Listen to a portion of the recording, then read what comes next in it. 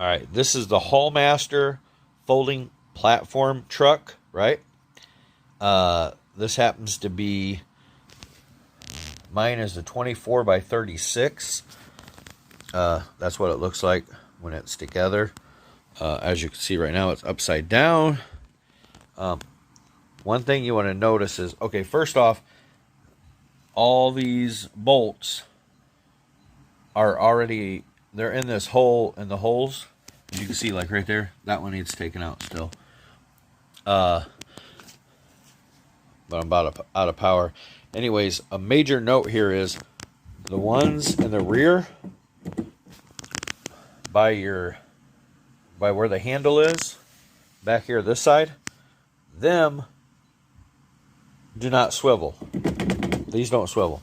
The ones in the front of the cart, okay, which is away from the back here, these turn.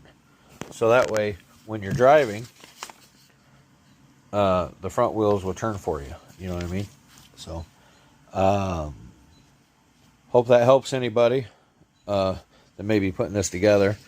My battery's about dead. I just figured I'd make a quick little video.